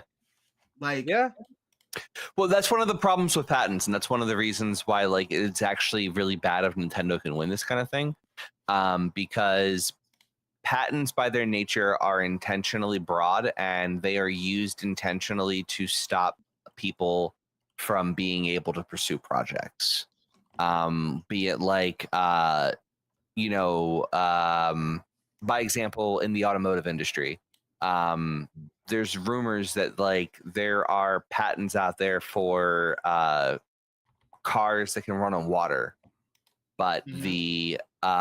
the automotive industry will go out and purchase those patents to basically kill off competition. Yeah. And like the same thing could happen in the gaming industry if Nintendo is able to like stop Power World here, where yeah, like that's you what I'm could- saying. you- This could be a yeah. brand new precedent. yeah, this could be really bad because like you're right, because like basically like FromSoft could go and start patenting. They may already have patents on some of these things, but Mech like shooters, Souls type Yeah. games. Yeah. Mhm. like could you imagine like a world where like Bungie or like not even Bungie, if like who would it be, Epic, Bethesda put a patent in for capture the flag? Could you imagine a world where Brother, ooh. Riot put a patent in for MOBAs? Right? They were the first MOBA. Were they? Well, no. No. The thing is, like, Dungeon Fighter or not Dungeon Fighter? hang on a strike. Well, the thing is, MOBA started with just mods in StarCraft and Warcraft, so it wasn't a Right. genre until League, Heroes of New Earth, Strife, Dota 2 became a thing. Like they were all Dota, like, Dota, that was what I was thinking. But Yeah. correct me if I'm wrong, but weren't those games all made by the original modders of Dota? yes, The but original what I'm- Dota mod? yeah, they kind of all split off. Well, League of Legends was not originally Dota. It was just two guys who just loved playing Dota, and they Okay, wanted to so make it their wasn't own. the modders. So the original creator of the original Dota creators split off. Some got hired by Valve, made Dota 2. Some made Heroes of New Earth. Ah, damn, forgot Heroes of New Earth. Jesus. Is that still even around? Heroes of New Earth? I think so. I think it still has a very small like thing. They still have some like they still have an esports thing too. I'll hear about Get random like. Out of here. What? Oh, actually, no. Game did get shut down 2022 finally. What? Yeah, I haven't played that since like it came out. I played Heroes of New Earth before League, I remember. and it was okay. Like they didn't embrace what Riot did because Riot released League for free. Heroes of New Earth had the cost of entry and didn't have any way to like make money after it, and the game wasn't a full right. $56 game. Whereas League was like, hey, game's free to play, buy cosmetics. Billions upon billions of dollars later, Riot's where it's at now. That's so sad. Yo, Under 10 cent. I mean, they are, but who's making money now? you know what's so sad? You know what's so sad about that though is that if it wasn't for the guys behind Heroes of New Earth, League would not exist. That's True, but that's the sad part about it. You got defeated by the thing that basically would never exist without you in the first place. it is true. But they saw where the times were going early with how to make money off of like cosmetics and shit. That actually Before, is very before depressing. like a lot of companies, because a lot of companies weren't really doing cosmetics like that. Call of Duty wasn't really doing stuff like that yet. even I don't. WoW had just started the shop of getting like the mounts and pets and stuff like that. I'm gonna be honest with you. Aside from them being able to see that, I think the more important part of that was they had faith. They had a game that people wanted to play and be willing to spend money on. Mhm. Like one of the more impactful speeches from a developer in like recent years was from him, or from one of the founders of Riot, when he was giving his commencement speech. When he was giving a speech at USC for the graduates that year. And he was talking about how, like, if you have something that people want to play, they will spend time on it, and when they spend time on it, they will want to spend money on it.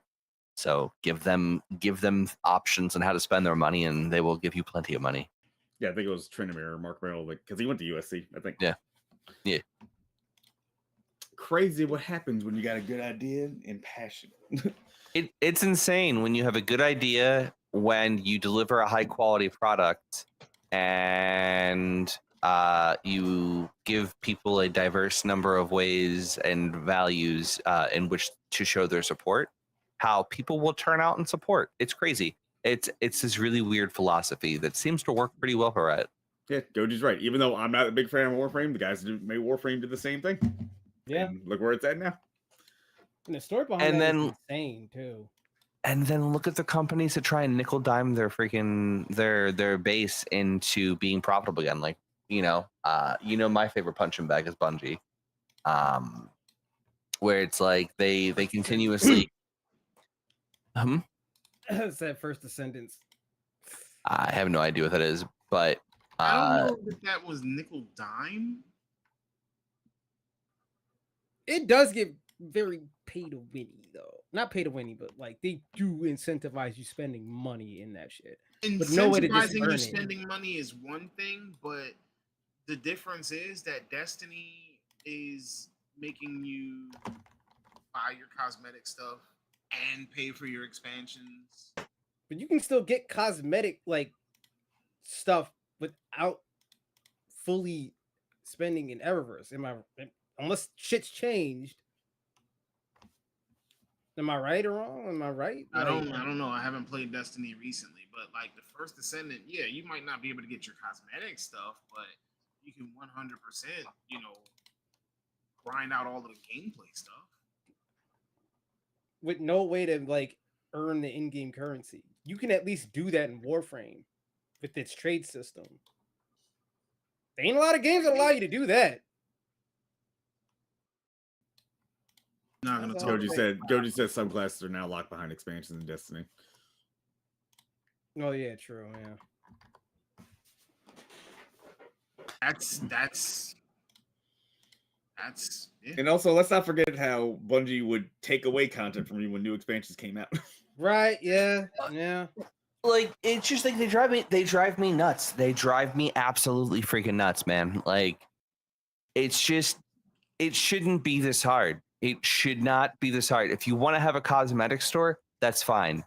Like, that's absolutely fine. But you need to be delivering on all the core content. You need to be freaking really making it so that people's time is respected, and you need to have minimal DLC. Like, you can't be sitting here and it's like, all right, so here's our content distribution plan for the year. All right, here we go. You ready for this? We're gonna have one $40 to $60 experience that you're gonna have to download. All right, buddy. That's gonna be one a year. So we're gonna have two over the next 2 years. All right, cool. So once per quarter, we're gonna have a rewards pass. I know you love those. What do you mean? Well, rewards passes are where every once a quarter we're gonna give you new loot and new guns to play with. You mean the looter shooter, the thing you want me to keep playing, the stuff that like keeps me engaged and chasing after, I have to pay for? So I have to pay for the privilege of continuing to play the game that you want me to play and to spend so I have to pay the 40, the 50 or 60 for this, and then I have to do this other thing 4 times a year. Yes. But seasonal content's going to be free, absolutely. Yep, correct. So we're going to have more content though over like we have Well, we're probably actually going to scale that back a little bit too. A little bit. This is ridiculous. I can't figure out where they're going wrong. It's a shame because it's like, again, dedicated fan base, very loyal, dedicated fan base. Lots of potential in terms of lore, aesthetics. Like, let's Dedicated brother, they're bleeding money. I'm not talking about the company itself. I'm talking about the fan base. The only reason that they would be dedicated at this point was because they invested too much. Yeah. Listen, I've been If you far spent removed a from ton of money Destiny. in something, you're not going to just let it go. I've been far removed from Destiny, and I was still trying to figure out how it ended with the final shape. I was at least waiting to see that. And I'm like, all right. I want to see how Okay. this whole thing ends. I started before we playing go- Final Shape. Before we go, I just want to touch on one or two things. I got a couple side topics that I think will be interesting for people to know. Number one, Flappy Bird is making a comeback. We all know that Flappy Bird was taken off of all of the mobile stores a while back. In case anybody wanted to go punish themselves again, What is this? Flappy Bird is coming back. What is this? 2010? Next thing you say, Vine's gonna come back too. Yeah, that ass. Maybe. I mean, TikTok is here. For now. So if TikTok goes down, then Vine definitely comes back. I Can can be see that. rebranded. Yeah, I can 1000% see it too. Number two, there is going to be a PS5 Pro made to resemble the PS1 and I'm those so tempted. colors, etc. And of course, there is already a scalper on eBay who is asking for $10,000 for so that he can attempt to buy you. Boy, if you don't get out of here with that. No Attempt to guarantee buy. that you'll get one, but $10,000 for them to Yo, attempt to buy Listen, it. listen. Whoever gives this man $10,000 to attempt to buy you the anniversary PS5 Pro, you deserve to get fleeced. I'm Mind just you, saying. there's only 12,300 of them being made worldwide, or 12,800, whatever it is. The number is somewhere in the 12,000. Listen, somebody will make all those parts, and a third party company will make all those parts. they brand. Yeah. And you can just mod your PS5 or PS5 Pro to look exactly like that. It'll be okay, buddy. I will He buy said, those "I'm so controllers, pissed. I though. bought a PlayStation Portal." Trust me, you don't want to try to get the gray PlayStation Portal. It is not going like the whole kit and caboodle is going to be scalped to the heavens. I do want a controller though. I mean, at least the controller. I got a white one over here, but I don't really have any hopes of getting the other one. The controller's going to be $200 base price. Wait, what? Have you? You talking about the no, dude? They got a regular one, a regular PS. No, So not it's the not Pro. one of these. They have a regular one too. Okay, so they do have a regular one. Yeah, $80-$90 easy. I can make it 80 or 90 The bucks. Astrobot controller is I think $80. And it's just a regular PS5 controller. Yeah. It got Wait, how some much is lights a in regular? it. Hold on, how much is a regular PS5 controller? $75 at 75. It just went up. What? They stealth up the price like a couple Bro, weeks ago. what So the it's $75 for a regular controller now. All right, I did see that article. Man. I did see that article. And Now y'all- skipped it. And I Because wonder why people only got like one controller. Because I mean, Fine. I'm just designing my own custom Elite controller. oh, I there you go. mean, there's also the fact that you're gonna get joystick drift, so you're gonna replace your controller. There's But I that. think- To be perfectly honest, I completely missed they were making an Astrobot controller, and I probably would have got it if I knew about it. Now it's sold out Bro, everywhere. have you seen the Astrobot controller? Yeah, it looks cool. I would have bought it, but I didn't even know they were releasing it, so I missed it.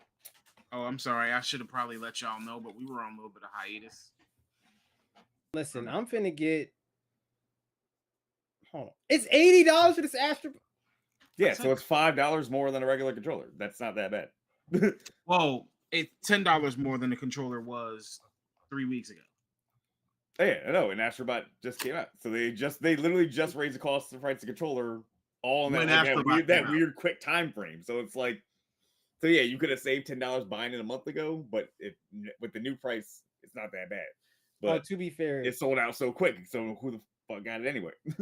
to be fair, the Spider-Man 2 controller is also the same price of $80. So Yeah. there is that.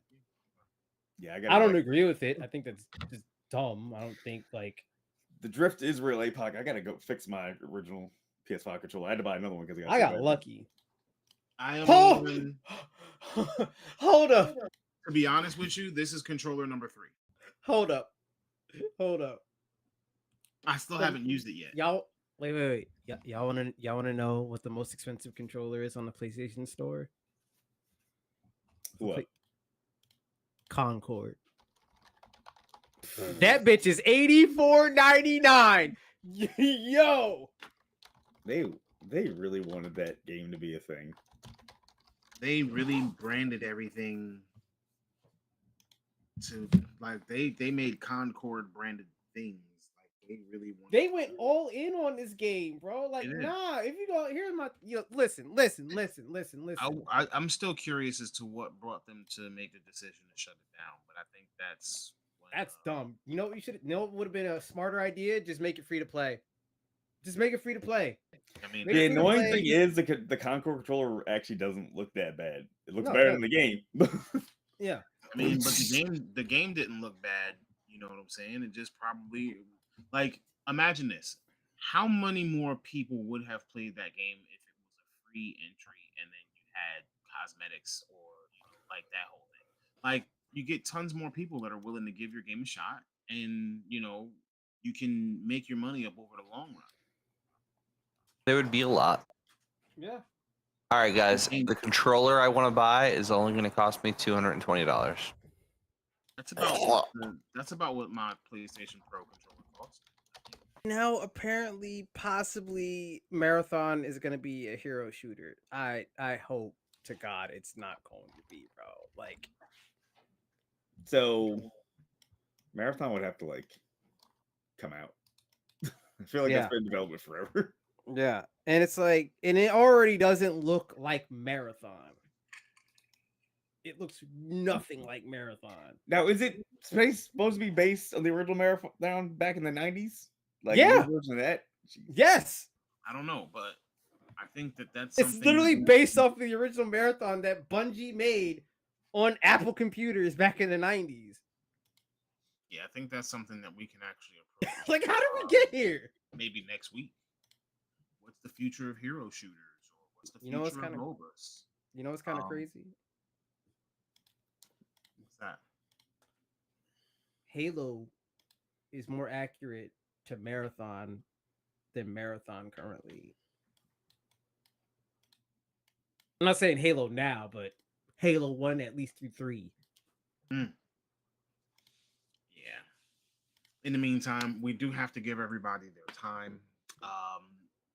Just want to take a moment to say we appreciate you. Like I said in the beginning, we're gonna say it at the end. Sound We low, bro. appreciate you. And so we're going to make sure that we thank you for being here. Without you, we wouldn't be here. We wouldn't be existing. We're nothing. But I mean, we're still friends. Are we friends though? Goji Senpai. But we friends though. Goji Senpai, I might have to overpay for that, is the wildest statement of the night.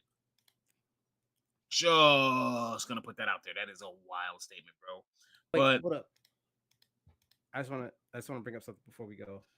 You've had multiple opportunities. We are 3 subscribers away from 100. ladies and gentlemen, tell your friends. Bring them all. Bring them all. Are we gonna have a 100 sub special? Are you gonna write a 100 sub special? I'm just asking a question. I don't know what a special is. I don't know how to write one of those. I don't know. It's just We'll like, try to figure something out. Maybe don't we'll know. try to figure something out for one of our sub milestones. If we can get things together, maybe we'll do something like a giveaway. or maybe we'll try to do something special for our OGs. But either way, bring everybody, join the Discord. Tell everybody you know about the show. Watch, like I said, we try to make it so that you don't have to be a gamer to enjoy us. In the meantime, is today the permanent day, or y'all going back to Wednesday next week? No, we've actually been at Tuesday for probably about almost a month now. Yeah. Tuesdays is going to be the day because a lot of us were having scheduling conflicts with Wednesdays, and it was really tough to work out. So Tuesdays is going to be our day. Tuesdays 8:30. I apologize for those who didn't know that we changed the day. I've been trying to make the announcements, but sometimes life is tough. So I make the announcements. It's just usually right before the show starts. But again, if you are available on Tuesdays, you can definitely feel free to join us once more. Yeah, so I get you. But again, thank you for joining us. I want to take the time from myself, and I'm sure from everybody else. We just want to say we appreciate you. See you here next Tuesday, and remember, if there's anything that you want to achieve, sometimes all you gotta do is just press the start button. Peace. Peace. Later, y'all.